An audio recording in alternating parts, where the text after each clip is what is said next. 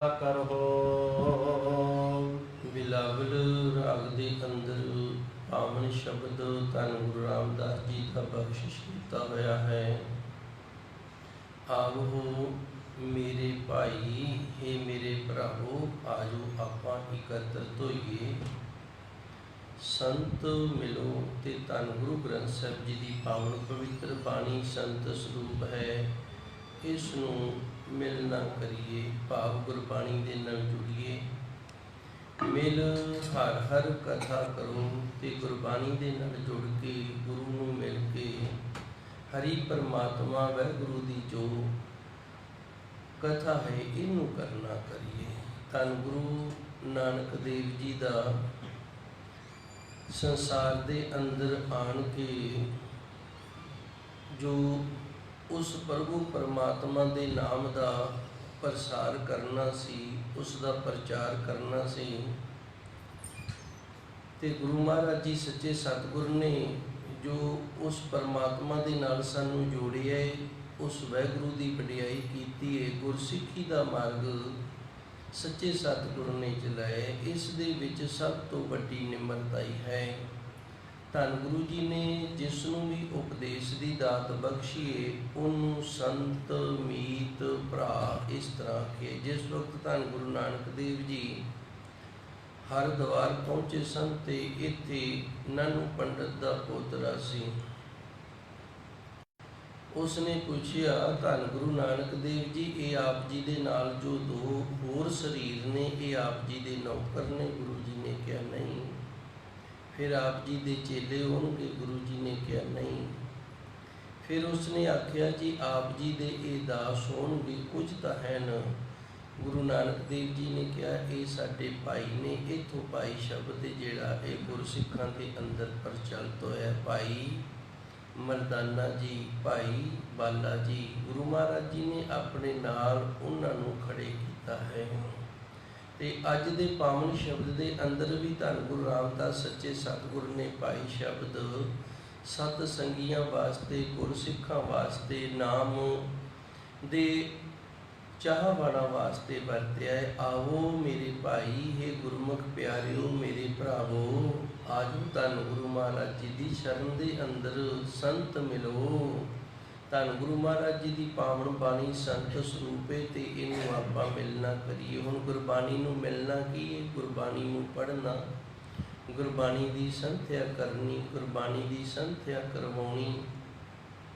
ਪਰ ਇੱਥੇ ਗੁਰੂ ਮਹਾਰਾਜ ਜੀ ਨੇ ਆਖਿਆ, ਜਦੋਂ ਤੁਸੀਂ ਧੰਨ ਗੁਰੂ ਗ੍ਰੰਥ ਸਾਹਿਬ ਜੀ ਦੀ ਪਾਵਨ ਬਾਣੀ ਦੇ ਨਾਲ ਜੁੜੋਗੇ ਆਣ ਕੇ, ਮਿਲ ਹਰ ਹਰ ਮਿਲ ਕਰਕੇ ਨਾ, ਹਰੀ ਅਕਾਲ ਪੁਰਖ ਵਾਹਿਗੁਰੂ ਜੋ ਸਾਰਿਆਂ ਨੂੰ ਹਰਿਆ ਭਰਿਆ ਕਰਨ ਵਾਲਾ ਹੈ ਤੇ ਹਰ ਇੱਕ ਦੇ ਅੰਦਰ ਵਿਆਪਕ ਹੈ।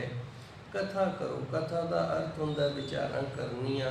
ਧੰਨ ਗੁਰਬਾਣੀ ਦੀਆਂ ਜੋ ਵਿਚਾਰਾਂ ਕਰਨੀਆਂ ਨੇ, ਧੰਨ ਗੁਰਬਾਣੀ ਦੇ ਜੋ ਅਰਥ ਕਰਨੇ ਨੇ, ਗੁਰੂ ਮਹਾਰਾਜ ਜੀ ਦੇ ਸ਼ਬਦ ਨੂੰ, ਗੁਰਬਾਣੀ ਨੂੰ ਜੋ ਸਮਝਣਾ ਹੈ, ਇਹ ਕਥਾ ਹੈ। ਧੰਨ ਗੁਰੂ ਨਾਨਕ ਦੇਵ ਜੀ ਤੋਂ ਲੈ ਕੇ ਇਹ ਕਥਾ ਜਿਹੜੀ ਹੈ ਇਹ ਚੱਲਦੀ ਆਈ ਹੈ। ਧੰਨ ਗੁਰੂ ਨਾਨਕ ਦੇਵ ਜੀ ਸ਼ਬਦ ਉਚਾਰਿਆ ਕਰਦੇ ਸਨ ਤੇ ਅੱਗੋਂ ਪ੍ਰਾਣੀ ਸਨ ਜਿਹੜੇ ਉਹ ਹੱਥ ਜੋੜ ਕੇ ਬੇਨਤੀ ਕਰਦੇ ਸਨ, हे ਸੱਚੇ ਸਤਿਗੁਰ ਜੀ, ਅਸੀਂ ਗਵਾਰ ਹਾਂ, ਅਨਪੜ੍ਹ ਹਾਂ, ਤੁਛ ਬੁੱਧੀ ਵਾਲੇ ਹਾਂ ਤੇ ਆਪ ਜੀ ਦਾ ਜੋ ਪਾਵਨ ਸ਼ਬਦ ਹੈ ਨਾ, ਉਸ ਦੀ ਸਾਨੂੰ ਪੂਰਨ ਰੂਪ ਦੇ ਵਿੱਚ ਸਮਝ ਨਹੀਂ ਆਈ। ਤੇ ਫਿਰ ਗੁਰੂ ਨਾਨਕ ਦੇਵ ਜੀ ਉਸ ਸ਼ਬਦ ਦੇ ਅਰਥ ਸਮਝਾਇਆ ਕਰਦੇ।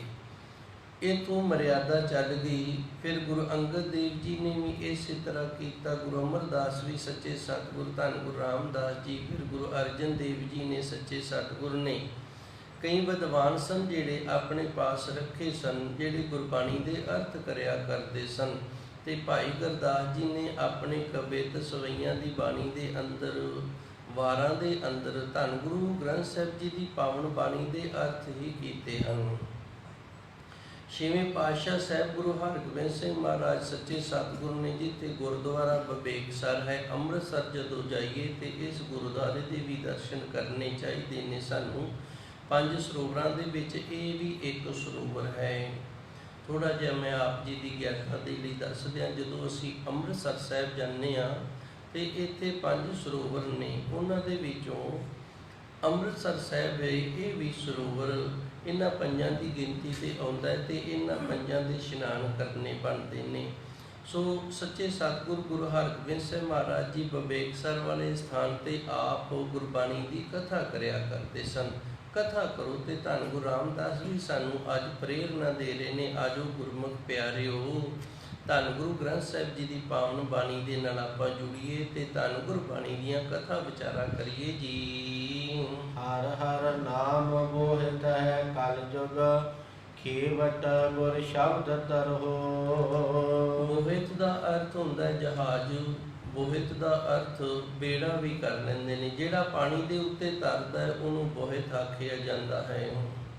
ਹਰ ਹਰ ਨਾਮ, ਜਿਹੜਾ ਵਾਹਿਗੁਰੂ ਵਾਹਿਗੁਰੂ ਨਾਮ ਜਪਣਾ ਨਾ, ਇਹ ਜਹਾਜ਼ ਬਣ ਜਾਂਦਾ ਹੈ ਕਲਯੁਗ। ਇਸ ਯੁੱਗ ਦੇ ਅੰਦਰ ਪਿੱਛੇ ਸ਼ਬਦ ਆਇਆ ਸੀ, ਧੰਨ ਗੁਰੂ ਜੀ ਨੇ ਸਾਨੂੰ ਦੱਸਿਆ ਸੀ ਸਾਰੇ ਯੁੱਗਾਂ ਦੀ ਇੱਕ ਆਪਣੀ ਵੱਖਰੀ ਮਰਿਆਦਾ ਹੁੰਦੀ ਸੀ। ਸਤਿਯੁਗ ਦੀ ਆਪ ਦੀ ਮਰਿਆਦਾ ਸੀ, ਕਲਯੁਗ ਦੀ ਵਾਹਿਗੁਰੂ ਜੀ, ਤ੍ਰੇਤੇ ਦੀ ਦੁਆਪਰ ਦੀ ਆਪ ਦੀ ਮਰਿਆਦਾ, ਤੇ ਹੁਣ ਹੈ ਸਮਾਂ ਕਲਯੁਗ ਦਾ, ਇਹਦੀ ਆਪਣੀ ਮਰਿਆਦਾ ਹੈ। ਕਲਯੁਗ ਦੇ ਵਿੱਚ ਜਿਹੜਾ ਗੁਰਮੁਖ ਹੈ ਤੇ ਨਾਮ ਜਪਦਾ ਹੈ ਉਹਨੂੰ ਪਹਿਲ ਦੇ ਆਧਾਰ ਤੇ ਲਿਆ ਜਾਂਦਾ ਹੈ।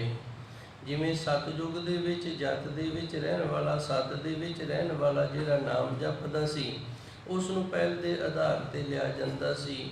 ਤੇ ਇਹ ਕਲਯੁਗ ਹੈ ਹੁਣ ਭਾਈ, ਜਿਹੜਾ ਗੁਰਮੁਖ ਪਿਆਰਾ ਨਾਮ ਜਪਦਾ ਨਾ, ਗੁਰਮੁਖ ਹੋ ਕੇ ਗੁਰਮੁਖਤਾਈ ਦਾ ਜੀਵਨ ਜਿਉ ਕੇ ਉਸ ਨੂੰ ਪਹਿਲ ਦੇ ਆਧਾਰ ਤੇ ਲਿਆ ਜਾਂਦਾ। ਤੇ ਗੁਰੂ ਜੀ ਰਹਿਮਤ ਕਰਦੇ ਨੇ, ਵਾਹਿਗੁਰੂ ਵਾਹਿਗੁਰੂ ਆਖਣਾ ਜਿਹੜਾ ਇਹ ਅਸੀਂ ਬੇੜੇ ਤੇ ਸਵਾਰ ਹੋ ਗਏ ਹਾਂ ਕਲਯੁਗ ਦੇ ਅੰਦਰ। ਵਾਹਿਗੁਰੂ ਨਾਮ ਜਪਣਾ ਇਹ ਅਸੀਂ ਬੇੜੇ ਤੇ ਸਵਾਰ ਹੋ ਗਏ ਹਾਂ। ਹੁਣ ਭਈ ਇਸ ਬੇੜੇ ਨੂੰ ਕੋਈ ਤੋਰਨ ਵਾਲਾ ਵੀ ਚਾਹੀਦਾ ਹੈ। ਖੇਵਟ ਦਾ ਅਰਥ ਹੁੰਦਾ ਤੋਰਨ ਵਾਲਾ। ਖੇਵਟ ਗੁਰ ਸ਼ਬਦ ਤਰੋ, ਤੇ ਗੁਰੂ ਦਾ ਜਿਹੜਾ ਸ਼ਬਦ ਹੈ ਨਾ, ਇਸ ਬੇੜੇ ਨੂੰ ਤੋਰਨ ਵਾਲਾ ਹੈ ਤੇ ਗੁਰੂ ਦੇ ਸ਼ਬਦ ਦੇ ਨਾਲ ਅੱਗੇ ਤਰਿਆ ਜਾਂਦਾ ਹੈ। ਹੁਣ ਇਹਨੂੰ ਆਪਾਂ ਚੰਗੀ ਤਰ੍ਹਾਂ ਸਮਝ ਲਈਏ। ਵਾਹਿਗੁਰੂ ਵਾਹਿਗੁਰੂ ਜਿਹੜਾ ਆਖਣਾ ਹੈ ਇਹ ਅਸੀਂ ਬੇੜੇ ਤੇ ਸਵਾਰ ਹੋ ਗਏ ਹਾਂ, ਤੇ ਜਿਹੜਾ ਖੇਵਟ ਇਸ ਬੇੜੇ ਨੂੰ ਤੋਰਨਾ ਹੈ ਗੁਰ ਸ਼ਬਦ ਤਰੋ। ਇੱਥੇ ਸ਼ਬਦ ਦਾ ਅਰਥ ਉਪਦੇਸ਼ ਹੈ। ਨਾਲ ਗੁਰੂ ਦੇ ਉਪਦੇਸ਼ ਨੂੰ ਵੀ ਧਿਆਨ ਦੇ ਵਿੱਚ ਰੱਖਣਾ ਵੀ ਗੁਰੂ ਨੇ ਸਾਨੂੰ ਉਪਦੇਸ਼ ਕੀ ਦਿੱਤਾ। ਮੈਂ ਸਮਝਾਉਣ ਦੇ ਲਈ ਥੋੜ੍ਹਾ ਜਿਹਾ ਇੱਕ ਨੁਕਤਾ ਵਰਤੋਂ ਦੇ ਵਿੱਚ ਲੈ ਕੇ ਆਉਣਾ, ਕਿਤੇ ਇਹ ਨਾ ਸਮਝ ਲਿਓ ਵੀ ਮੈਂ ਹੰਕਾਰ ਕਰ ਰਿਹਾ, ਨਹੀਂ, ਸਿਰਫ ਸਮਝਣ ਵਾਸਤੇ। ਜਿਵੇਂ ਵੇਖੋ ਧੰਨ ਗੁਰਬਾਣੀ ਹੈ, ਅਸੀਂ ਕਿੰਨੇ ਵੀ ਪੜ੍ਹੇ ਲਿਖੇ ਹੋਈਏ ਤੇ ਗੁਰਬਾਣੀ ਹੈ ਜਿਹੜੀ ਇਹਦੀ ਸੰਥਿਆ ਅਤ ਦੀ ਜ਼ਰੂਰੀ ਹੈ। ਜ਼ਰੂਰੀ ਕਿਉਂ ਹੈ? ਕਿਉਂਕਿ ਗੁਰਬਾਣੀ ਹੈ ਜਿਹੜੀ ਇਹ ਕਈ ਬੋਲੀਆਂ ਦੇ ਵਿੱਚ ਲਿਖੀ ਗਈ ਹੈ, ਤੇ ਜਦੋਂ ਕਈ ਬੋਲੀਆਂ ਦੇ ਵਿੱਚ ਲਿਖੀ ਗਈ ਹੈ ਤੇ ਸਾਨੂੰ ਸਾਰੀਆਂ ਬੋਲੀਆਂ ਦੀ ਸੋਝੀ ਨਹੀਂ ਹੈਗੀ। ਜਿਵੇਂ ਦਾਸ ਨੇ ਕੱਲ ਦੱਸਿਆ ਸੀ ਨਾ, ਨੌ ਗਾਜੀ। ਨੌ ਗਾਜੀ ਦਾ ਅਰਥ ਹੁੰਦਾ ਨੌਜਵਾਨ ਸ਼ਹੀਦ। ਪਰ ਇਹ ਸ਼ਬਦ ਜਦੋਂ ਕਿਸੇ ਅਨਪੜ੍ਹ ਮੂਰਖ ਮਨਮਤੀਏ ਦੇ ਹੱਥ ਦੇ ਵਿੱਚ ਆ ਗਿਆ ਤੇ ਇਸ ਨੇ ਇਹਦਾ ਅਰਥ ਹੀ ਉਲਟ ਕਰ ਦਿੱਤਾ ਵੀ ਜਿਹੜਾ ਇੱਥੇ ਮਰਿਆ ਨਾ ਉਹ 9 ਗਜ ਦਾ ਸੀ। ਪੀਰ 9 ਗਾਜੀ, ਇਹ ਕੋਈ ਪੀਰ ਹੋਇਆ ਹੈ ਜਿੰਦਾ ਸਰੀਰ 9 ਗਜ ਦਾ ਸੀ। ਸੋ ਇਸ ਵਾਸਤੇ ਗੁਰਬਾਣੀ ਜਿਹੜੀ ਇਹਦੀ ਸੰਥਿਆ ਅਤ ਦੀ ਜ਼ਰੂਰੀ ਹੈ, ਤੇ ਸੰਥਿਆ ਅਸੀਂ ਉਸ ਤੋਂ ਹੀ ਕਰਾਂਗੇ ਜਿਨਨੇ ਪਹਿਲੋਂ ਆਪ ਸੰਥਿਆ ਕੀਤੀ ਹੈ। ਇਸੇ ਤਰ੍ਹਾਂ ਗੁਰੂ ਦੇ ਸ਼ਬਦ ਦਾ ਜਿਹੜਾ ਅਭਿਆਸ ਕਰਨਾ ਹੈ ਨਾ, ਇਹ ਜਹਾਜ਼ ਤਾਂ ਹੈ, ਪਰ ਅਭਿਆਸ ਕਰਦਿਆਂ ਕਰਦਿਆਂ ਜੋ ਬੇੜਾ ਤਿਆਰ ਕਰ ਲਿਆ ਇਹਨੂੰ ਅੱਗੇ ਵੀ ਤੋਰਨਾ। ਜਿੱਕੇ ਥਾਂ ਤੇ ਬੇੜਾ ਖੜਾ ਰਿਹਾ ਤੇ ਫਿਰ ਅਸੀਂ ਕਿਨਾਰੇ ਤੇ ਬੇੜੇ ਦੇ ਨਾਲ ਖੜੇ ਹੋਏ ਹਾਂ। ਇਹਨੂੰ ਹੁਣ ਅੱਗੇ ਜਿਹੜਾ ਤੋਰਨਾ ਹੈ ਨਾ, ਖੇਵਟ ਗੁਰ ਸ਼ਬਦ ਤਰੋ, ਤੇ ਇਹ ਬੇੜੇ ਨੂੰ ਤੋਰਨ ਵਾਲਾ ਜਿਹੜਾ ਉਹੀ ਬਣੇਗਾ ਨਾ ਜਿਹਨੇ ਆਪ ਅਭਿਆਸ ਕੀਤਾ। ਜਿਹੜਾ ਆਪ ਅਭਿਆਸੀ ਉਹੀ ਸਾਨੂੰ ਦੱਸੇਗਾ ਵੀ ਤੁਸੀਂ ਇਸ ਤਰੀਕੇ ਦੇ ਨਾਲ ਅਭਿਆਸ ਕਰੋ। ਇਸ ਤਰ੍ਹਾਂ ਤੁਹਾਡੀ ਅੱਗੇ ਜਿਹੜੀ ਅਵਸਥਾ ਬਣੇਗੀ, ਇਸ ਤਰ੍ਹਾਂ ਅੰਦਰ ਦੇ ਜਿਹੜੇ ਮਨ ਦੀਆਂ ਜਿਹੜੀਆਂ 16 ਤਹਿਾਂ ਨੇ ਉਹ ਖੁੱਲ੍ਹਦੀਆਂ ਜਾਂਦੀਆਂ ਨੇ। ਇਹ ਵੀ ਥੋੜ੍ਹਾ ਜਿਹਾ ਇੱਕ ਦਿਨ ਦਾਸ ਨੇ ਨਾ 4 ਕੁ ਤਹਿਾਂ ਤੱਕ ਆਪਾਂ ਗਏ ਸਾਂ, ਮਨ ਦੀਆਂ 4 ਤਹਿਾਂ ਨੂੰ ਸਮਝਿਆ ਸੀ ਤੇ ਫਿਰ ਮੈਂ ਉਸ ਤੋਂ ਅੱਗੇ ਨਾ ਇਹਦਾ ਖੁਲਾਸਾ ਨਹੀਂ ਕੀਤਾ, ਕਿਉਂਕਿ ਮੇਰੇ ਆਪ ਦੇ ਮਨ ਦੇ ਵਿੱਚ ਹੀ ਖਿਆਲ ਆ ਗਿਆ ਪਤਾ ਨਹੀਂ ਕੋਈ ਇੱਥੋਂ ਤੱਕ ਪਹੁੰਚਿਆ ਕਿਸੇ ਨੂੰ ਸਮਝ ਆਵੇਗੀ ਕਿ ਨਾ ਆਵੇਗੀ। ਇਸ ਕਰਕੇ ਫਿਰ ਮੈਂ ਉਹ ਗੱਲ ਨੂੰ ਸੰਕੋਚ ਲਿਆ ਸੀ। ਰਹੋ ਵਿਚਾਰ। ਹੁਣ ਗੁਰੂ ਜੀ ਇੱਥੇ ਸਾਨੂੰ ਇਹ ਦੱਸਦੇ ਨੇ, ਵਾਹਿਗੁਰੂ ਵਾਹਿਗੁਰੂ ਨਾਮ ਬੋਹਿਤ ਹੈ ਕਲਯੁਗ। ਕਲਯੁਗ ਦੇ ਅੰਦਰ ਜਿਹੜਾ ਅਸੀਂ ਅੰਮ੍ਰਿਤ ਵੇਲੇ ਉੱਠ ਕੇ ਵਾਹਿਗੁਰੂ ਵਾਹਿਗੁਰੂ ਕਰਦੇ ਹਾਂ, ਅਭਿਆਸ ਕਰਦੇ ਹਾਂ, ਇਹ ਜਹਾਜ਼ ਬਣ ਗਿਆ। ਖੇਵਟ ਗੁਰ ਸ਼ਬਦ ਤਰੋ, ਤੇ ਜਿਹੜਾ ਸੱਚੇ ਸਤਿਗੁਰ ਦਾ ਉਪਦੇਸ਼ ਹੈ ਇਸ ਨੂੰ ਮਲਾਹ ਬਣਾਉਣਾ ਹੈ, ਇਸ ਨੇ ਹੁਣ ਇਸ ਬੇੜੇ ਨੂੰ ਤੋਰਨਾ ਹੈ। ਜਦੋਂ ਬੇੜਾ ਤੁਰੇਗਾ ਤੇ ਫਿਰ ਹੀ ਭਾਈ ਅਸੀਂ ਪਾਰ ਹੋਵਾਂਗੇ ਜੀ। ਮੇਰੇ ਮਨ ਹਰ ਗੁਣ ਹਰ ਉਚਰਹੁ। ਇਹ ਰਾਹੋਂ ਵਾਲੀਆਂ ਤੁਕਾਂ ਨੇ। ਰਾਹੋਂ ਵਾਲੀਆਂ ਤੁਕਾਂ ਦੇ ਅੰਦਰ ਧੰਨ ਗੁਰੂ ਮਹਾਰਾਜ ਜੀ ਸੱਚੇ ਸਤਿਗੁਰ ਕਿਰਪਾ ਕਰਕੇ ਸਾਨੂੰ ਦੱਸਦੇ ਨੇ, ਹੇ ਮੇਰਿਆ ਮਨਾ ਹਰ ਗੁਣ, ਹਰੀ ਪਰਮਾਤਮਾ ਦੇ ਗੁਣ ਨੇ ਜਿਹੜੇ ਹਰ, ਉਹ ਹਰੀ ਦੇ ਹੀ ਰੂਪ ਨੇ। ਧੰਨ ਗੁਰ ਬਾਣੀ ਧੁਰ ਕੀ ਬਾਣੀ ਹੈ ਤੇ ਬਾਣੀ ਨੂੰ ਪਰਮੇਸ਼ਰ ਦਾ ਦਰਜਾ ਇਸ ਕਰਕੇ ਦਿੱਤਾ ਕਿ ਇਹਦੇ ਵਿੱਚ ਹਰੀ ਦੇ ਗੁਣ ਨੇ। ਤੇ ਧੰਨ ਗੁਰੂ ਰਾਮਦਾਸ ਜੀ ਸਾਨੂੰ ਦੱਸਦੇ ਨੇ ਹਰ ਗੁਣ ਹਰ, ਜਿਹੜੇ ਹਰੀ ਦੇ ਗੁਣ ਨੇ ਉਹ ਹਰੀ ਦੇ ਹੀ ਰੂਪ ਨੇ। ਉਚਰੋ, ਇਸ ਵਾਸਤੇ ਉਸ ਵਾਹਿਗੁਰੂ ਦੇ ਗੁਣ ਨੇ ਨਾ ਜਿਹੜੇ, ਉਹਨਾਂ ਨੂੰ ਅਸੀਂ ਉਚਾਰਨ ਕਰਨਾ ਕਰੀਏ ਜੀ। ਮਾਸਤਕ ਲਿਖਤ ਲਿਖੇ ਗੁਣ ਗਾਏ, ਮਿਲ ਸੰਗਤ ਪਾਰ ਪਰਹੋ। ਹੁਣ ਧੰਨ ਗੁਰੂ ਜੀ ਰਹਿਮਤ ਕਰਦੇ ਨੇ, ਸੰਗਤ ਦੇ ਵਿੱਚ ਤਾਂ ਹੀ ਆਇਆ ਜਾਂਦਾ ਏ ਜੇ ਸੱਚੇ ਸਤਿਗੁਰ ਦੀ ਕਿਰਪਾ ਸਾਡੇ ਤੇ ਹੋਵੇ, ਫਿਰ ਅਸੀਂ ਸੰਗਤ ਦੇ ਵਿੱਚ ਆਵਾਂਗੇ ਤੇ ਸੰਗਤ 'ਚ ਆਣ ਕੇ ਨਾ ਪਾਰ ਭਰੋ, ਸਾਡਾ ਬੇੜਾ ਜਿਹੜਾ ਇਹ ਪਾਰ ਹੋਏਗਾ। ਕਿਉਂ? ਸੰਗਤ ਦੇ ਵਿੱਚੋਂ ਸਾਨੂੰ ਗਿਆਨ ਮਿਲਦਾ ਹੈ, ਸੰਗਤ ਦੇ ਵਿੱਚੋਂ ਸਾਨੂੰ ਸੋਝੀ ਮਿਲਦੀ ਏ। ਸੰਗਤ ਹੈ ਜਿਹੜੀ ਇਹ ਸੱਚੇ ਸਤਿਗੁਰੂ ਦੀ ਜਮਾਤ ਹੈ। ਸੰਗਤ ਮੇਰੇ ਗੁਰੂ ਦੀ ਕਲਾਸ ਹੈ। ਪਰ ਇੱਥੇ ਜਿਹੜੀ ਕਲਾਸ ਹੈ ਨਾ ਉਹ ਆਮ ਸਕੂਲ ਵਾਲੀ ਕਲਾਸ ਦੀ ਤਰ੍ਹਾਂ ਨਹੀਂ। ਉੱਥੇ ਸਾਰੀਆਂ ਕਲਾਸਾਂ ਨੇ ਜਿਹੜੀਆਂ ਪਹਿਲੀ ਤੋਂ ਲੈ ਕੇ 10ਵੀਂ ਤੱਕ ਉਹ ਵੱਖਰੀਆਂ ਵੱਖਰੀਆਂ ਹੁੰਦੀਆਂ ਨੇ।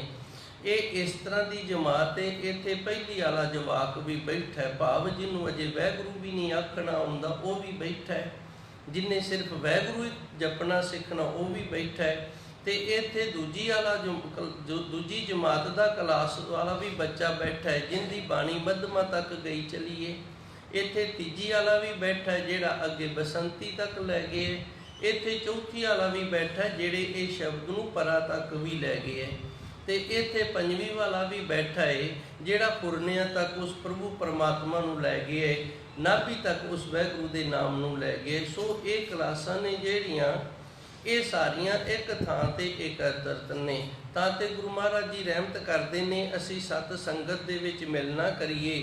ਸਤ ਸੰਗਤ ਦੇ ਵਿੱਚ ਮਿਲ ਕੇ ਤੇ ਸਾਡਾ ਬੇੜਾ ਪਾਰ ਹੁੰਦਾ, ਕਿਉਂਕਿ ਸਤ ਸੰਗਤ ਦੇ ਵਿੱਚੋਂ ਹੀ ਸਾਨੂੰ ਗਿਆਨ ਮਿਲਦਾ ਹੈ। ਮਸਤਕ ਲਿਖਤ ਲਿਖੇ ਗੁਣ ਗਾਏ, ਜਿਨ੍ਹਾਂ ਦੇ ਮੱਥੇ ਦੇ ਚੰਗੇ ਲੇਖ ਨੇ ਨਾ ਉਹਨਾਂ ਹੀ ਪ੍ਰਭੂ ਪਰਮਾਤਮਾ ਦੇ ਗੁਣ ਜਿਹੜੇ ਨੇ ਉਹ ਗਾਇਨ ਕੀਤੇ ਨੇ।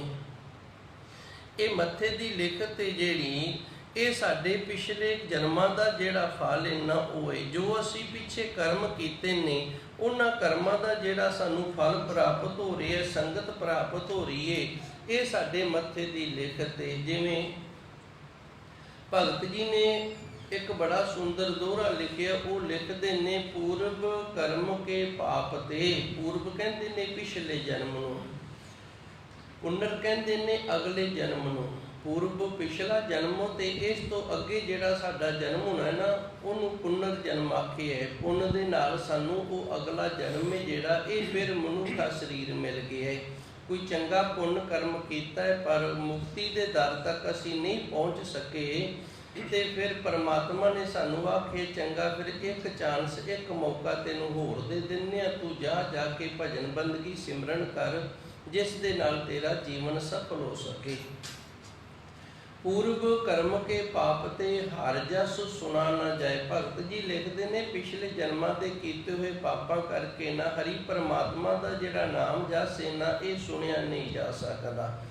ਇਹਦੇ ਤਿੰਨ ਕਾਰਨ ਫਿਰ ਦੱਸਦੇ ਨੇ। ਕਹਿ ਉਂਗੇ, ਕਈਆਂ ਨੂੰ ਇੱਥੇ ਦਰਬਾਰ ਸਾਹਿਬ ਦੇ ਵਿੱਚ ਬੈਠਿਆਂ ਨੂੰ ਨੀਂਦ ਹੀ ਆ ਜਾਂਦੀ ਹੈ।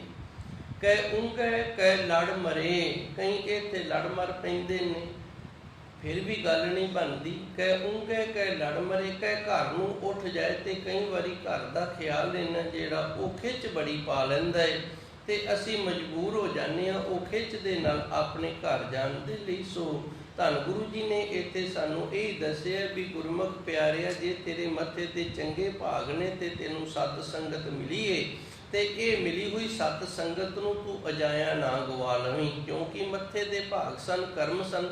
ਸਤ ਸੰਗਤ ਤਾਂ ਪ੍ਰਾਪਤ ਹੋ ਗਈ ਪਰ ਸਤ ਸੰਗਤ ਦਾ ਲਾਹਾ ਲੈ ਕੇ ਅਸੀਂ ਅੱਗੇ ਵਾਲੇ ਕਰਮ ਨੇ ਜਿਹੜੇ ਉਹਨਾਂ ਨੂੰ ਚੰਗਾ ਬਣਾਉਣਾ ਹੈ। ਜੇ ਸਤ ਸੰਗਤ ਦਾ ਲਾਹਾ ਨਹੀਂ ਲਿਆ ਨਾ ਤੇ ਫਿਰ ਅੱਗੇ ਵਾਲੇ ਕਰਮ ਨੇ ਜਿਹੜੇ ਉਹ ਕੋਰੇ ਰਹਿ ਜਾਣਗੇ। ਮੈਂ ਇੱਕ ਵਾਰੀ ਫਿਰ ਜ਼ਰੂਰ ਸਮਝਾਉਣ ਦਾ ਯਤਨ ਕਰਾਂਗਾ ਤਾਂ ਕਿ ਗੱਲ ਸਮਝ ਦੇ ਵਿੱਚ ਆ ਜਾਵੇ। ਧੰਨ ਗੁਰੂ ਜੀ ਨੇ ਇੱਥੇ ਸਾਨੂੰ ਪ੍ਰੇਰਨਾ ਦਿੱਤੀ ਹੈ, ਗੁਰਮੁਖ ਪਿਆਰਿਆ ਤੇਰੇ ਕਰਮ ਚੰਗੇ ਸਨ, ਤੂੰ ਕੋਈ ਚੰਗਾ ਪੁੰਨ ਕਰਮ ਕੀਤਾ ਸੀ ਜਿਹਦੇ ਕਰਕੇ ਤੈਨੂੰ ਗੁਰੂ ਦੀ ਸੰਗਤ ਪ੍ਰਾਪਤ ਹੋ ਗਈ ਹੈ ਤੇ ਤੂੰ ਧੰਨ ਗੁਰੂ ਮਹਾਰਾਜ ਜੀ ਦੀ ਪਾਵਨ ਕਥਾ ਨੂੰ ਆਣ ਕੇ ਸੁਣ ਰਿਹਾ ਹੈ। ਜੇ ਇੱਥੇ ਤੂੰ ਟਿਕਿਆ ਨਹੀਂ, ਇੱਥੇ ਖਲੋਤਾ ਨਹੀਂ, ਇੱਥੋਂ ਲਾਹਾ ਪ੍ਰਾਪਤ ਨਹੀਂ ਕੀਤਾ ਤੇ ਫਿਰ ਤੂੰ ਆਪਣੇ ਪਿਛਲੇ ਕਰਮਾਂ ਦਾ ਫਲ ਤਾਂ ਭੋਗ ਲਿਆ ਤੇ ਅੱਗੇ ਜਿਹੜੇ ਸੰਗਤ ਦੇ ਵਿੱਚ ਨਾਮ ਸੁਣ ਕੇ ਗੁਰੂ ਜੀ ਦੀ ਉਪਦੇਸ਼ ਦੇ ਨਾਲ ਜੀਵਨ ਜਿਉਂ ਕੇ ਅਗਲੇ ਕਰਮ ਚੰਗੇ ਬਣਾਉਣੇ ਸਨ ਨਾ, ਉਹ ਤੇਰੇ ਤੋਂ ਬਣਾਏ ਨਹੀਂ ਗਏ।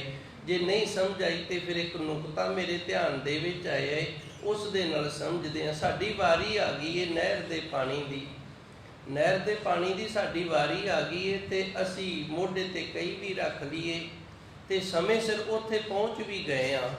ਅਜੇ 5 ਮਿੰਟ ਰਹਿੰਦੇ ਨੇ ਤੇ ਅਸੀਂ ਆਖਿਆ ਚੱਲ 5 ਮਿੰਟ ਰਹਿੰਦੇ ਨੇ ਤੇ ਮੈਂ ਉਹਨਾਂ ਚਿਰ, ਕਿਉਂਕਿ ਜ਼ਿਮੀਂਦਾਰਾ ਚੀਜ਼ ਇਸ ਤਰ੍ਹਾਂ ਦੀ ਇਹ ਮੰਜਾ ਨਹੀਂ ਭਾਲਦਾ, ਵੱਟ ਦੇ ਨਾਲ ਆਸਰਾ ਜਿਹਾ ਲਾ ਕੇ ਪੈ ਗਏ ਤੇ ਹੁਣ ਉੱਥੇ ਨੀਂਦ ਆ ਗਈ ਏ ਤੇ ਸਾਈਂ ਥੋੜੀ ਆਖੇਗਾ ਵੀ ਤੂੰ ਨੱਕਾ ਮੋੜ ਲਾ, ਤੇਰਾ ਟਾਈਮ ਹੋ ਗਿਆ, ਸੁੱਤਾ ਤੇ ਸੁੱਤਾ ਰਹੋ ਮੌਜ ਦੇ ਨਾਲ। ਹੁਣ ਵਾਰੀ ਅਸੀਂ ਗਵਾ ਲਈਏ।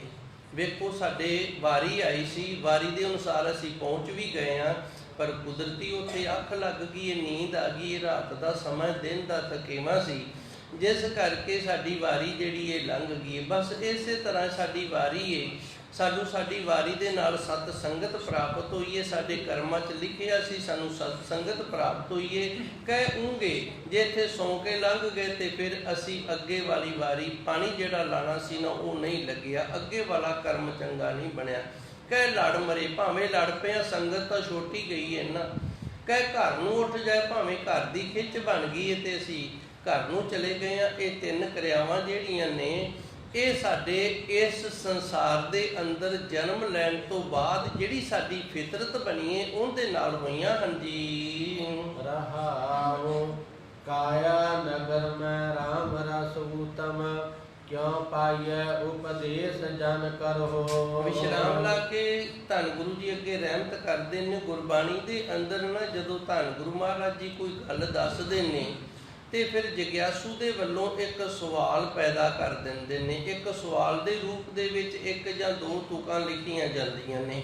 ਧੰਨ ਗੁਰੂ ਜੀ ਨੇ ਪਿਛਲੀ ਪੌੜੀ ਦੇ ਅੰਦਰ ਸਾਨੂੰ ਇਹ ਦੱਸਿਆ ਸੀ ਵੀ ਉਸ ਪਰਮਾਤਮਾ ਦਾ ਨਾਮ ਸਾਡਾ ਜਹਾਜ਼ ਹੈ ਤੇ ਜਿਹੜਾ ਗੁਰੂ ਦੇ ਪਾਸ ਆਣ ਕੇ ਜਿਵੇਂ ਅਸੀਂ ਸੰਥਿਆ ਲੈਂਦੇ ਹਾਂ ਇਵੇਂ ਅਭਿਆਸ ਦੀ ਕਿਰਿਆ ਸਿੱਖਦੇ ਹਾਂ ਤੇ ਇਹ ਫਿਰ ਇਸ ਜਹਾਜ਼ ਨੂੰ ਅੱਗੇ ਤੋਰਨਾ ਹੈ ਤੇ ਉਸ ਪ੍ਰਭੂ ਪਰਮਾਤਮਾ ਸੱਚੇ ਸਤਿਗੁਰ ਦੇ ਜਸ ਅਸੀਂ ਗਾਇਨ ਕਰਨੇ ਨੇ, ਸੰਗਤ ਕਰਨੀ ਹੈ, ਸੰਗਤ ਦੇ ਵਿੱਚ ਆਉਣਾ ਹੈ। ਹੁਣ ਜਗਿਆਸੂ ਦੇ ਅੰਦਰ ਖਿਆਲ ਆ ਗਿਆ ਵੀ ਹੇ ਸੱਚੇ ਸਤਿਗੁਰ ਤੁਸੀਂ ਦੱਸ ਤਾਂ ਦਿੱਤਾ ਵੀ ਪਰਮਾਤਮਾ ਦਾ ਨਾਮ ਹੀ ਜਿਹੜਾ ਉਹ ਇਸ ਸਰੀਰ ਦੇ ਅੰਦਰ ਨਾਮ ਰਸ ਹੈ। ਕਾਇਆ ਨਗਰ, ਇਹ ਸਰੀਰ ਰੂਪੀ ਨਗਰ ਦੇ ਅੰਦਰ, ਸਰੀਰ ਦੇ ਅੰਦਰ ਰਾਮ ਰਸ ਊਤਮ, ਤੁਸੀਂ ਆਖਿਆ ਸੱਚੇ ਸਤਿਗੁਰ ਜੀ ਪਰਮਾਤਮਾ ਦਾ ਨਾਮ ਰਸ ਜਿਹੜਾ ਨਾ ਇਹ ਬੜਾ ਉੱਤਮ ਹੈ, ਬੜਾ ਸ੍ਰੇਸ਼ਟ ਹੈ, ਇਹਦੇ ਨਾਲ ਸਾਡਾ ਜੀਵਨ ਸਫਲ ਹੋ ਜਾਂਦਾ ਹੈ। ਕਿਉਂ ਪਾਈਏ? ਤੇ ਹੁਣ ਤੂੰ ਇਹ ਵੀ ਦੱਸ ਮੇਰੇ ਗੁਰੂ ਜੀ ਮੈਂ ਇਸ ਨੂੰ ਪਾਵਾਂ ਕਿਵੇਂ? ਉਪਦੇਸ਼ ਜਨ ਕਰੋ, ਮੈਂ ਆਪ ਜੀ ਦਾ ਦਾਸ ਹਾਂ ਤੇ ਮੈਨੂੰ ਇਸ ਦਾ ਗਿਆਨ ਦਿਓ। ਮੈਂ ਇੱਕ ਵਾਰੀ ਇਸ ਤੁਕ ਨੂੰ ਫਿਰ ਪੜਾਂਗਾ। ਗੁਰਬਾਣੀ ਦੇ ਅੰਦਰ ਕਈ ਤੁਕਾਂ ਇਸ ਤਰ੍ਹਾਂ ਦੀਆਂ ਆਉਂਦੀਆਂ ਨੇ ਜੋ ਸਾਡੇ ਮਨ ਦੇ ਅੰਦਰ ਸਵਾਲ ਖੜੇ ਹੁੰਦੇ ਨੇ। ਉਹਨਾਂ ਸਵਾਲਾਂ ਨੂੰ ਗੁਰੂ ਜੀ ਨੇ ਗੁਰਬਾਣੀ ਦੇ ਅੰਦਰ ਦਰਜ ਕੀਤਾ ਹੈ। ਫਿਰ ਉਸ ਤੋਂ ਅਗਲੀ ਤੁਕ ਦੇ ਵਿੱਚ ਉਸ ਸਵਾਲ ਦਾ ਉੱਤਰ ਦਿੰਦੇ ਨੇ। ਹੁਣ ਸਵਾਲ ਇਹ, ਮੈਂ ਥੋੜ੍ਹੀ ਜਿਹੀ ਬੇਨਤੀ ਕਰਦੇ ਹਾਂ, ਥੋੜ੍ਹੀ ਸ਼ਾਂਤੀ ਬਣਾ ਕੇ ਰੱਖੋ। ਕਾਇਆ ਨਗਰ ਮੈਂ ਰਾਮ ਰਸ ਊਤਮ, ਇਹ ਜਿਹੜਾ ਸਰੀਰ ਹੈ ਨਾ ਧੰਨ ਗੁਰੂ ਜੀ ਤੁਸੀਂ ਦੱਸਿਆ ਵੀ ਇਹਦੇ ਵਿੱਚ ਪਰਮਾਤਮਾ ਦਾ ਜਿਹੜਾ ਨਾਮ ਜਪ ਕੇ ਉਸ ਦੇ ਰਸ ਨੂੰ ਮੰਨਣਾ ਇਹ ਸਭ ਤੋਂ ਉੱਤਮ ਹੈ। ਕਿਉਂ ਪਾਈਏ? ਤੇ ਫਿਰ ਗੁਰੂ ਜੀ ਸਾਨੂੰ ਇਹ ਵੀ ਦੱਸੋ ਮੈਂ ਇਹਨੂੰ ਪਾਵਾਂ ਕਿਵੇਂ, ਮੈਂ ਇਹਨੂੰ ਪ੍ਰਾਪਤ ਕਿਵੇਂ ਕਰਾਂ? ਉਪਦੇਸ਼ ਜਨ ਕਰੋ, ਤੁਸੀਂ ਆਪ ਕਿਰਪਾ ਕਰੋ ਤੇ ਮੈਨੂੰ ਇਸ ਦਾ ਗਿਆਨ ਦੇਣਾ ਕਰੋ ਜੀ। ਸਤਿਗੁਰ ਸੇਵ ਸਫਲ ਹਰ ਦਰਸ਼ਨ, ਮਿਲ ਅੰਮ੍ਰਿਤ ਹਰ ਰਸ ਪੀਓ। ਹੁਣ ਤਾਂ ਗੁਰੂ ਜੀ ਨੇ ਸਾਨੂੰ ਦੱਸਿਆ ਵੀ ਇਸ ਪਰਮਾਤਮਾ ਦੇ ਨਾਮ ਰਸ ਨੂੰ ਅਸੀਂ ਸਰੀਰ ਦੇ ਵਿੱਚੋਂ ਪ੍ਰਾਪਤ ਕਿਵੇਂ ਕਰਨਾ ਹੈ। ਪਹਿਲੂ ਸਵਾਲ ਸੀ ਵੀ ਦੱਸੋ ਕਿਉਂ ਪਾਈਏ, ਕਿਵੇਂ ਪਾਵਾਂ? ਉਪਦੇਸ਼ ਜਨ ਕਰੋ, ਮੈਂ ਤੇਰਾ ਦਾਸ ਹਾਂ ਤੇ ਤੂੰ ਮੈਨੂੰ ਦੱਸ। ਸਤਿਗੁਰ ਸੇਵ, ਗੁਰੂ ਜੀ ਨੇ ਆਖਿਆ ਵੀ ਸੱਚੇ ਸਤਿਗੁਰ ਦੀ ਸੇਵਾ ਕਰ। ਸਤਿਗੁਰ ਦਾ ਅਰਥ ਹੈ ਸੱਚ ਸਰੂਪ। ਜੋ ਪ੍ਰਭੂ ਪਰਮਾਤਮਾ ਦਾ ਸੱਚ ਸਰੂਪ ਹੋ ਗਿਆ ਉਹਨੂੰ ਸਤਿਗੁਰ ਆਖੇ। ਗੁਰੂ ਜਿਹੜਾ ਨਾਮ ਜਪ ਕੇ ਆਪਣੇ ਗੁਰੂ ਦੀ ਸੇਵਾ ਕਰਕੇ, ਜਿਵੇਂ ਧੰਨ ਗੁਰੂ ਅੰਗਦ ਦੇਵ ਜੀ ਸਤ ਸਰੂਪ ਹੋ ਗਏ ਸਨ, ਗੁਰੂ ਅਮਰਦਾਸ ਜੀ ਸਤ ਸਰੂਪ, ਗੁਰੂ ਰਾਮਦਾਸ ਜੀ ਸਤ ਸਰੂਪ ਹੋ ਗਏ ਨੇ। ਸਤਿਗੁਰ ਸੇਵ ਜਿਹੜਾ ਸੱਚ ਸਰੂਪ, ਹੁਣ ਧੰਨ ਗੁਰੂ ਗ੍ਰੰਥ ਸਾਹਿਬ ਜੀ ਸੱਚ ਸਰੂਪ ਨੇ। ਸੇਵ ਇਹਨਾਂ ਦੀ ਸੇਵਾ ਕਰੋ। ਸਫਲ ਹਰ ਦਰਸ਼ਨ, ਇੱਥੇ ਜਿਹੜਾ ਹਰ ਸ਼ਬਦ ਹੈ ਨਾ ਇਹ ਵੀ ਗੁਰੂ ਵਾਸਤੇ ਵਰਤਿਆ ਹੈ, ਨਹੀਂ ਤਾਂ ਹਰ ਸ਼ਬਦ ਆਮ ਹੈ ਜਿਹੜਾ ਉਹ ਪਰਮਾਤਮਾ ਵਾਸਤੇ, ਪਰ ਇੱਥੇ ਹਰ ਸ਼ਬਦ ਦੇ ਜਿਹੜਾ ਇਹ ਗੁਰੂ ਵਾਸਤੇ ਵਰਤਿਆ। ਦੋ ਕੰਮ ਕਰਨੇ ਨੇ। ਸਤਿਗੁਰ ਸੇਵ, ਇੱਕ ਤਾਂ ਧੰਨ ਗੁਰੂ ਗ੍ਰੰਥ ਸਾਹਿਬ ਜੀ ਦੀ ਅਸੀਂ ਸੇਵਾ ਕਰਨੀ ਹੈ। ਸਫਲ ਹਰ ਦਰਸ਼ਨ, ਤੇ ਗੁਰੂ ਜੀ ਦੇ ਦਰਸ਼ਨ ਨੇ ਨਾ ਜਿਹੜੇ, ਭਾਵ ਗੁਰਬਾਣੀ ਨੂੰ ਪੜ੍ਹਨਾ ਹੈ ਅਸੀਂ ਸੰਥਿਆ ਦੇ ਨਾਲ। ਇੱਕ ਓਂਕਾਰ ਤੋਂ ਲੈ ਕੇ 18, 10, 20 ਤੱਕ ਸੰਪੂਰਨ ਗੁਰਬਾਣੀ ਜਿਹੜੀ, ਇਹ ਸੰਪੂਰਨ ਗੁਰੂ ਦੇ ਦਰਸ਼ਨ ਨੇ, ਇਹ ਹਰੀ ਦੇ ਦਰਸ਼ਨ ਮੰਨੇ ਗਏ ਨੇ। ਸਫਲ ਹਰ ਦਰਸ਼ਨ, ਜਿਹੜੀ ਗੁਰੂ ਦੀ ਸੇਵਾ ਕਰਨੀ, ਜਿਵੇਂ ਗੁਰੂ ਨੂੰ ਪ੍ਰਕਾਸ਼ ਕੀਤਾ, ਗੁਰੂ ਮਹਾਰਾਜ ਜੀ ਦੇ ਰੁਮਾਲੇ ਧੋਤੇ, ਦਰਬਾਰ ਸਾਹਿਬ ਦੇ ਅੰਦਰ ਝਾੜੂ ਲਾਇਆ, ਸੰਗਤਾਂ ਦੇ ਜੋੜੇ ਝਾੜੇ। ਧੰਨ ਗੁਰੂ ਅਰਜਨ ਦੇਵ ਜੀ ਦਾ ਇੱਕ ਪ੍ਰਸੰਗ ਮੇਰੇ ਸਾਹਮਣੇ ਆ ਗਿਆ ਹੈ। ਭਾਈ ਮੰਝ ਜੀ ਦਾ ਨਾਮ ਆਪ ਸੰਗਤਾਂ ਨੇ ਬਹੁਤ ਵਾਰੀ ਸਰਵਣ ਕੀਤਾ ਦਾਸ ਦੇ ਪਾਸੋਂ, ਤੇ ਇਹਦੀ ਸਾਖੀ ਜਿਹੜੀ ਉਹ ਮੈਂ ਸਭ ਤੋਂ ਜ਼ਿਆਦਾ ਸੰਗਤ ਦੇ ਵਿੱਚ ਸੁਣਾਇਆ ਕਰਦਾ। ਭਾਈ ਮੰਝ ਜੀ ਸਖੀ ਸਰਵਰ ਨੂੰ ਮੰਨਣ ਵਾਲੇ ਸਨ। ਇੱਕ ਵਾਰੀ ਇਹ ਆਪਣੇ ਪਿੰਡ ਦੀ ਸੰਗਤ ਨੂੰ ਲੈ ਕੇ ਨਾ ਤੇ ਸਖੀ ਸਰਵਰ ਦੇ ਦਰਸ਼ਨ ਕਰਨ ਦੇ ਲਈ ਜਾ ਰਹੇ ਸਨ। ਜਦੋਂ ਇਹ ਦਰਸ਼ਨਾਂ ਨੂੰ ਜਾਂਦੇ, ਪਿੰਡ ਦੇ ਵਿੱਚ ਹੋਕਾ ਦਿੱਤਾ ਜਾਂਦਾ, ਭਾਈ ਮੰਝ ਜੀ ਚੱਲੇ ਨੇ ਭਈ ਜਿਹਨੇ ਦਰਸ਼ਨ ਕਰਨ ਜਾਣਾ ਉਹ ਵੀ ਚੱਲੋ, ਤੇ ਜਿਹਨੇ ਕੁਝ ਉੱਥੇ ਭੇਟਾ ਦੇਣੀ ਇਹਨਾਂ ਤੇ ਭਾਈ ਮੰਝ ਜੀ ਦੇ ਪਾਸ ਜਮ੍ਹਾਂ ਕਰਾ ਦਿਓ। ਤੇ ਭਾਈ ਮੰਝ ਜੀ ਦੇ ਪਾਸ ਕਾਫੀ ਮਾਇਆ ਹੋ ਜਾਂਦੀ ਸੰਗਤ ਦੀ, ਜਿਹੜੇ ਸਖੀ ਸਰਵਰ ਦੇ ਸੰਗਤੀ ਸਨ, ਤੇ ਨਾਲ ਜਿਹੜੇ ਪਿੰਡ ਦੇ ਪ੍ਰਾਣੀ ਸਨ ਉਹ ਵੀ ਤੁਰ ਪੈਂਦੇ। ਹੁਣ ਅੰਮ੍ਰਿਤਸਰ ਸਾਹਿਬ ਦੇ ਪਾਸ ਆਏ ਨੇ, ਇੱਥੇ ਇਹਨਾਂ ਨੂੰ ਰਾਤ ਪੈ ਗਈ ਏ, ਜਿੱਥੋਂ ਗੁਰੂ ਜੀ ਦੇ ਨਾਲ ਭਾਈ ਮੰਝ ਦਾ ਮਿਲਾਪ ਹੋਇਆ ਸੀ। ਜਦੋਂ ਅੰਮ੍ਰਿਤਸਰ ਆਏ ਨੇ, ਥੋੜਾ ਜਿਹਾ ਪਿੱਛੇ ਨੇ, ਤੇ ਇਹਨਾਂ ਨੂੰ ਵਿੱਚੋਂ ਸੰਗਤ ਦੇ ਕਿਸੇ ਨੇ ਆਖਿਆ ਜਾਂ ਹੋਰ ਕਿਤੋਂ ਪਤਾ ਲੱਗਿਆ ਵੀ ਜੇ ਅਸੀਂ ਇੱਥੇ ਰਵਾਂਗੇ ਨਾ ਧੰਨ ਗੁਰੂ ਮਹਾਰਾਜ ਜੀ ਦੀ ਸ਼ਰਨ ਦੇ ਵਿੱਚ ਅੰਮ੍ਰਿਤਸਰ, ਤੇ ਫਿਰ ਇਹ ਪੈਸੇ ਸਾਡੇ ਤੋਂ ਖੋਏ ਨਹੀਂ ਜਾਣਗੇ। ਉਦੋਂ ਨਾਲ ਲਟੇਰੇ ਬੜੇ ਹੋਇਆ ਕਰਦੇ ਸਨ, ਬੀਆਬਾਨ ਬੜਾ ਸੀ, ਆਬਾਦੀ ਬੜੀ ਘੱਟ ਸੀ, ਤੇ ਜੇ ਕਿਤੇ ਹੋਰ ਰਾਤ ਕੱਟਾਂਗੇ ਤੇ ਸਾਡੇ ਤੋਂ ਇਹ ਮਾਇਆ ਖੋਹ ਲਈ ਜਾਏਗੀ, ਚੋਰ ਡਾਕੂ ਸਾਡੇ ਤੋਂ ਪੈਸੇ ਖੋਹ ਕੇ ਲੈ ਜਾਣਗੇ। ਜਦੋਂ ਭਾਈ ਮੰਝ ਨੇ ਇਹ ਗੱਲ ਸੁਣੀ ਵੀ ਇਸ ਤਰ੍ਹਾਂ ਦਾ ਕਿਹੜਾ ਗੁਰੂ ਹੈ ਜਿੰਦੇ ਪਾਸ ਰਿਆਂ ਅਸੀਂ ਸੇਫ ਹਾਂ, ਸਾਡੇ ਤੋਂ ਕੋਈ ਪੈਸੇ ਨਹੀਂ ਲੁੱਟੇਗਾ, ਸਾਡੀ ਜਾਨ ਨੂੰ ਖਤਰਾ ਨਹੀਂ। ਹੁਣ ਜਦੋਂ ਆਏ ਨੇ, ਰਾਤ ਕੱਟੀਏ, ਦਿਨ ਚੜਿਆ, ਤੇ ਭਾਈ ਮੰਝ ਨੂੰ ਇਹ ਗੱਲ ਸਾਰੀ ਰਾਤ ਹੀ ਚੁੱਭਦੀ ਰਹੀ ਵੀ ਇਤਨੀ ਉੱਚੀ ਤੇ ਸੁੱਚੀ ਅਵਸਥਾ ਵਾਲਾ ਗੁਰੂ ਕਿਹੜਾ ਹੈ, ਇਤਨਾ ਪਹੁੰਚਿਆ ਹੋਇਆ ਗੁਰੂ ਕਿਹੜਾ ਹੈ ਜਿੰਦੇ ਪਾਸ ਸਾਨੂੰ ਕਿਸੇ ਪ੍ਰਕਾਰ ਦਾ ਕੋਈ ਡਰ ਨਹੀਂ।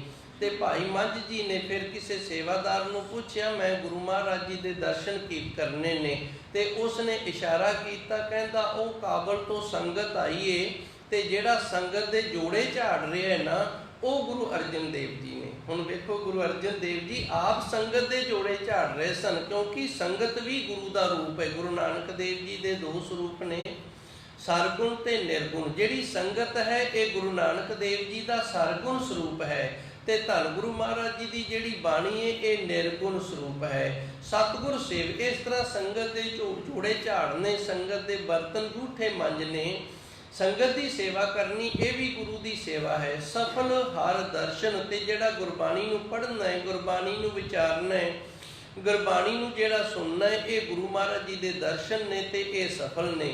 ਮਿਲ ਅੰਮ੍ਰਿਤ ਹਰ, ਮਿਲ ਰਸ ਪੀਓ, ਇਹ ਜਿਹੜਾ ਰਸ ਹੈ ਨਾ ਇਹ ਮਿਲ ਕੇ ਪੀਤਾ ਜਾਏਗਾ। ਮਿਲ ਰਸ ਪੀਓ, ਰਸ ਜਿਹੜਾ ਪਰਮਾਤਮਾ ਦੇ ਨਾਮ ਦਾ ਉਹ ਮਿਲ ਕੇ ਸੰਗਤ ਦੇ ਵਿੱਚ ਪੀਤਾ ਜਾਏਗਾ। ਅੰਮ੍ਰਿਤ ਹਰ, ਤੇ ਹਰੀ ਅਕਾਲ ਪੁਰਖ ਇੱਥੇ ਹੁਣ ਹਾਰੇ ਨਾ ਜਿਹੜਾ ਪਰਮਾਤਮਾ ਵਾਸਤੇ। ਅੰਮ੍ਰਿਤ ਹਰ, ਹਰੀ ਪਰਮਾਤਮਾ ਜਿਹੜਾ ਉਹ ਆਪ ਅੰਮ੍ਰਿਤ ਰੂਪ ਹੈ ਜੀ।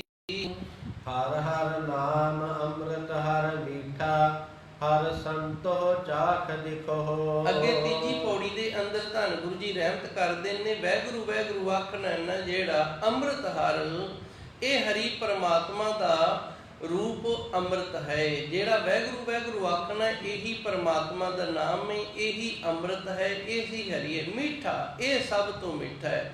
ਹਰ ਸੰਤੋ ਹੈ ਹਰੀ ਦੇ ਸੰਤੋ ਚਾਖ ਦਿਖੋ ਦਾ ਅਰਥ ਹੈ ਜਪ ਕੇ ਤਾਂ ਵੇਖੋ।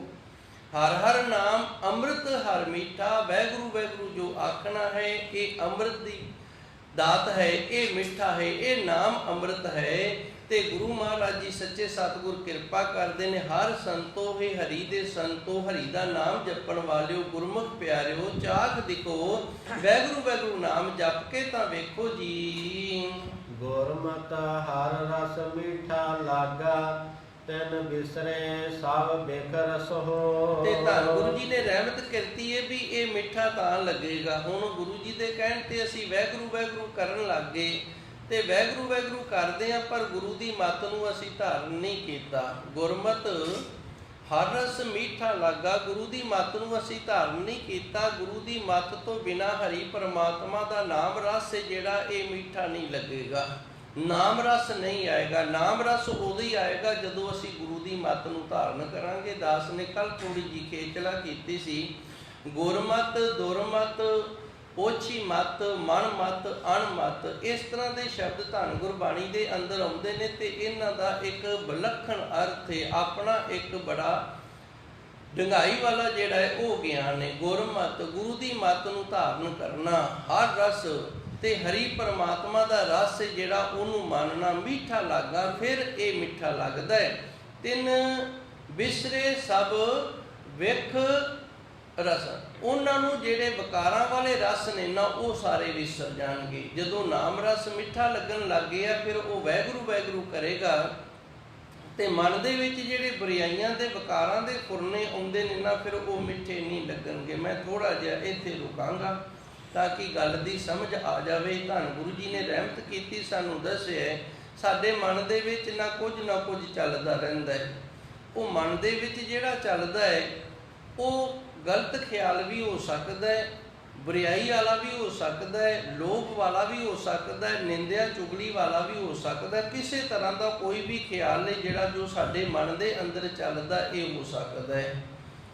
ਗੁਰੂ ਮਹਾਰਾਜ ਜੀ ਰਹਿਮਤ ਕਰਦੇ ਨੇ, ਜੇ ਆਪਾਂ ਗੁਰੂ ਦੀ ਮੱਤ ਵਾਲੇ ਹੋ ਕੇ ਪਰਮਾਤਮਾ ਦਾ ਨਾਮ ਇਸ ਤਰ੍ਹਾਂ ਮਨ ਦੇ ਵਿੱਚ ਵਸਾ ਲਵਾਂਗੇ ਨਾ ਤੇ ਫਿਰ ਇਹ ਜਿਹੜੇ ਮਨ ਦੇ ਵਿੱਚ ਗਲਤ ਖਿਆਲ ਆਉਂਦੇ ਨੇ ਇਹ ਚੰਗੇ ਨਹੀਂ ਲੱਗਣਗੇ। ਜਦੋਂ ਤੱਕ ਅੰਦਰ ਨਾਮ ਰਸ ਨਹੀਂ ਹੈਗਾ ਉਦੋਂ ਤੱਕ ਇਹ ਮਨ ਦੇ ਜਿਹੜੇ ਖਿਆਲ ਨੇ ਇਹ ਬੜੇ ਚੰਗੇ ਲੱਗਦੇ ਨੇ। ਆਪ ਜੀ ਨੇ ਵੇਖਿਆ ਹੋਣਾ ਜਦੋਂ ਅਸੀਂ ਸਿਮਰਨ ਕਰਨ ਲੱਗਦੇ ਹਾਂ, ਪਰਮਾਤਮਾ ਦੀ ਬਾਣੀ ਪੜ੍ਹਨ ਲੱਗਦੇ ਹਾਂ, ਗੁਰੂ ਮਹਾਰਾਜ ਜੀ ਦੀ ਬਾਣੀ ਪੜ੍ਹਦੇ ਹਾਂ ਤੇ ਉਦੋਂ ਸਾਡੇ ਮਨ ਦੇ ਵਿੱਚ ਨਾ ਅਣਖ ਪ੍ਰਕਾਰ ਦੇ ਫੁਰਨੇ ਨੇ ਜਿਹੜੇ ਇਹ ਆਉਣ ਲੱਗ ਜਾਂਦੇ ਨੇ।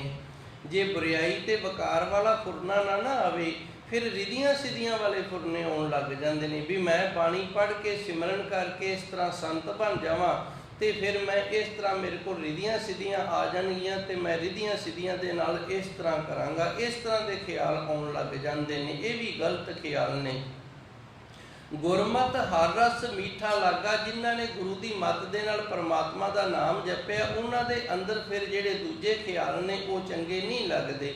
ਉਹਨਾਂ ਨੂੰ ਬੁਰਾਈ ਵਾਲੇ ਵਿਕਾਰਾਂ ਵਾਲੇ ਲੋਭ ਵਾਲੇ ਖਿਆਲਾਂ ਦੇ ਨਾਲ ਜੁੜਨਾ ਚੰਗਾ ਨਹੀਂ ਲੱਗਦਾ। ਉਹਨਾਂ ਦਾ ਮਨ ਜਿਹੜਾ ਪਰਮਾਤਮਾ ਦੇ ਨਾਮ ਰਸ ਦੇ ਵਿੱਚ ਜੁੜ ਜਾਂਦਾ ਹੈ ਜੀ। ਰਾਮ ਨਾਮ ਰਸ ਰਾਮ ਰਸਾਇਣ, ਹਰ ਸੇਵੋ ਸੰਤ ਜਨ ਹੋ। ਪਰਮਾਤਮਾ ਦਾ ਜੋ ਨਾਮ ਹੈ ਵਾਹਿਗੁਰੂ ਇਹ ਰਸ ਹੈ ਤੇ ਇਸ ਦਾ ਨਾਮ ਹੈ ਜਿਹੜਾ ਰਸਾਇਣ, ਸਾਰੇ ਰਸਾਂ ਦਾ ਇਹ ਖਜ਼ਾਨਾ ਹੈ, ਸਰੋਤ ਹੈ। ਰਸਾਇਣ ਦਾ ਅਰਥ ਹੁੰਦਾ ਸਰੋਤ, ਰਸਾਂ ਦਾ ਸਰੋਤ। ਜਿਹੜਾ ਰਸਾਂ ਦਾ ਸਰੋਤ ਹੈ ਉਹ ਪਰਮਾਤਮਾ ਦਾ ਨਾਮ ਹੈ। ਵਾਹਿਗੁਰੂ ਆਪ ਹੈ ਸਾਰੇ ਰਸਾਂ ਦਾ ਸਰੋਤ। ਸਾਰੇ ਪ੍ਰਕਾਰ ਦੇ ਰਸ ਜਿਹੜੇ ਨੇ ਉਸ ਤੋਂ ਪ੍ਰਾਪਤ ਹੁੰਦੇ ਨੇ। ਸਭ ਤੋਂ ਸ੍ਰੇਸ਼ਟ ਰਸ ਉਸ ਪਰਮਾਤਮਾ ਦਾ ਨਾਮ ਹੈ। ਜੇ ਅਸੀਂ ਵਾਹਿਗੁਰੂ ਪਰਮਾਤਮਾ ਦੇ ਨਾਮ ਰਸ ਨੂੰ ਮੰਨ ਲੈਂਦੇ ਹਾਂ ਤੇ ਫਿਰ ਸਾਰੇ ਪ੍ਰਕਾਰ ਦੇ ਜਿਹੜੇ ਦੁਨਿਆਵੀ ਰਸ ਨੇ ਉਹਨਾਂ ਤੋਂ ਅਸੀਂ ਛੁੱਟ ਜਾਂਦੇ ਹਾਂ। ਇਹ ਸਭ ਤੋਂ ਸ੍ਰੇਸ਼ਟ ਹੈ। ਹਰ ਸੇਵੋ ਸੰਤ ਜਨੋ, ਤੇ ਇਹ ਗੁਰਮੁਖ ਪਿਆਰਿਓ ਹਰੀ ਪਰਮਾਤਮਾ ਦਾ ਨਾਮ ਜਪਣਾ ਕਰੋ, ਗੁਰੂ ਦੀ ਸੇਵਾ ਕਰੋ, ਹਰੀ ਦੀ ਸੇਵਾ ਕਰੋ।